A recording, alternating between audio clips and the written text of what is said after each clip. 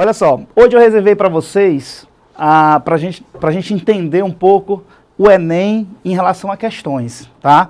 Não peguei só questões de Enem, peguei questões estilo Enem, ou seja, questões com imagens, questões com pinturas, questões com charges, questões com tabelas, ou seja, do jeito que o Enem traz as questões. Vamos analisar diversos tipos de assuntos, tá certo? E eu queria que, depois da resolução da questão, você tem dúvida, você manda sua dúvida para o nosso Twitter, Facebook, tá certo? Então, está aqui, você pode, assim que terminar a questão, já mandar sua dúvida, eu já dou uma olhada, já te retorno, e aí nós passamos para a questão seguinte, tá certo? Não deixe de tirar suas dúvidas, por favor, porque o programa ao vivo é exatamente para isso, né? Você está aí, faça a sua pergunta do jeito que você quiser, e nós responderemos com todo prazer, tá bom? Então, vamos começar? Vamos começar e entenda, o Enem geralmente traz questões com enunciados longos, né? Você tem que ter leitura e não se esqueça que no final dessas resoluções eu vou dar aqui algumas dicas sobre os possíveis temas da redação. Lembra que a redação é muito importante para o Enem. Se você tiver lido o assunto do tema da sua redação do Enem, você está a 1000 anos-luz na frente de quem não leu. Então, acertou o tema da redação, leu antes, você faz uma redação muito melhor. Então, vamos lá, pessoal. Vamos começar com o slide na primeira questão, tá certo? Eu peguei para vocês uma questãozinha da Universidade Federal do Rio Grande do Sul, recente, de 2015.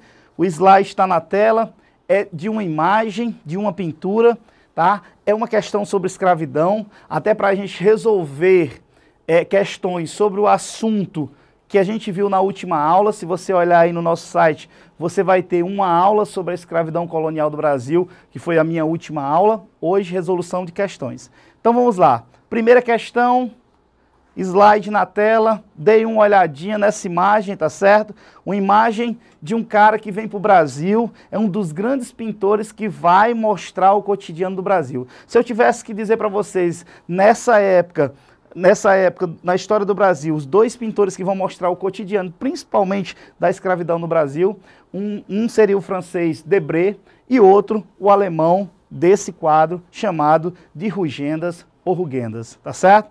Nessa questão da Federal do Rio Grande do Sul, dá uma olhadinha na tela. O nome do quadro é Família de Fazendeiros, de 1825. Rugendas vem para o Brasil em 1823, tá? E passa a pintar o cotidiano colonial brasileiro, tá certo? Então vamos lá para as opções, tá? Dá uma olhadinha nesse quadro. Nós vamos ver as opções. A Universidade Federal do Rio Grande do Sul, ele não pediu análise da imagem. É engraçado isso. Você vai ter as questões tipicamente só como ilustração da imagem e uma questão que faz a análise em si da imagem. As perguntas, conforme vocês estão vendo aí no slide 2, né, diz o seguinte: considere as seguintes afirmações sobre o processo escravista no Brasil. Vamos analisar item por item e vamos comentar para você entender, tá certo? Item 1. As relações sociais entre senhores e escravos no Brasil eram definidas pelo equilíbrio de poder estabelecido pela miscigenação, conferindo à experiência histórica brasileira o caráter de democracia racial, tá certo? Vamos analisar o item. Ele está falando que há uma democracia racial no Brasil, tá? Você vai ter isso, pessoal, na época do Gilberto Freire. Você vai ter isso, que é uma opção atrasada no processo histórico da escravidão. Não há uma democracia racial nem hoje. Imagine na época da colônia.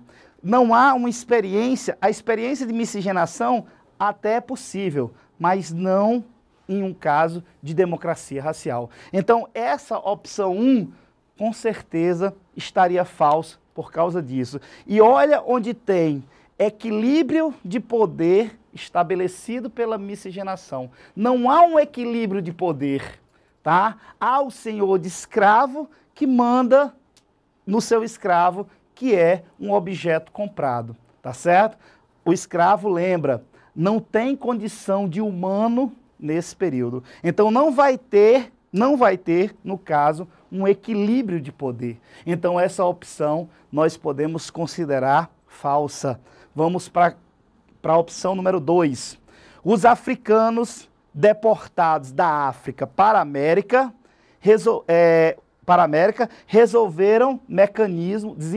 desenvolveram mecanismo de sociabilidade, constituindo famílias e formas de identidades sociais. E aí, pessoal?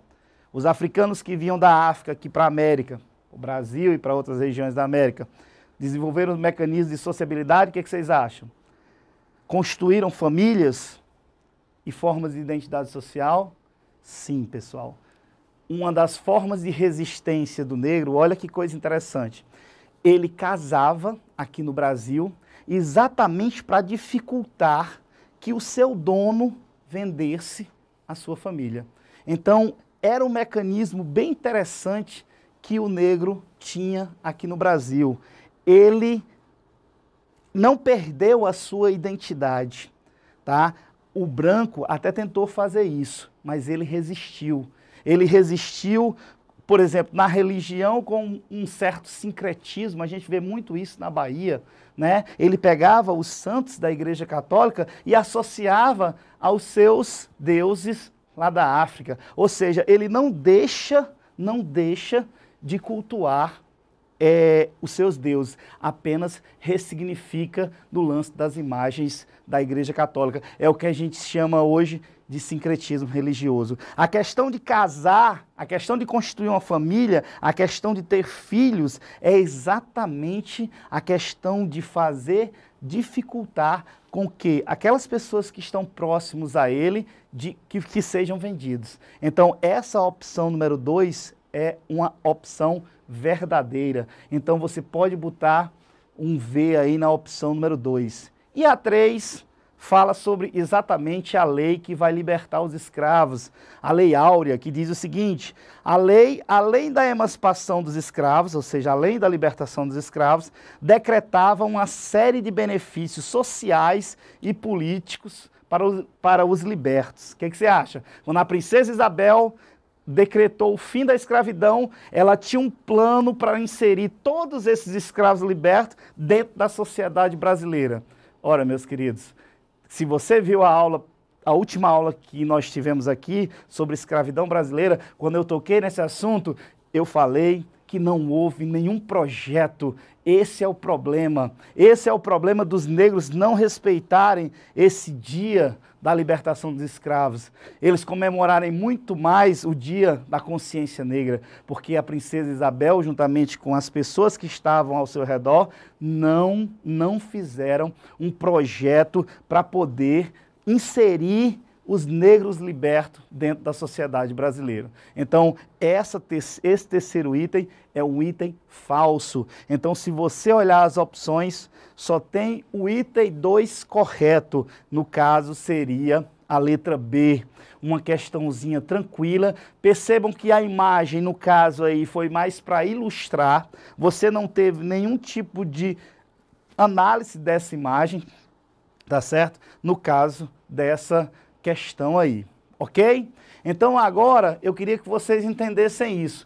Como foi um assunto que nós tratamos na aula passada, essa questão é muito mais para poder vocês exercitarem o que vocês viram naquela aula que eu dei na última semana, tá certo? Vamos passar para a questão número 2. Aí, se você tiver alguma dúvida, por favor, hashtag no EnemBR, e nós responderemos todas as dúvidas possíveis que você tenha, tá bom?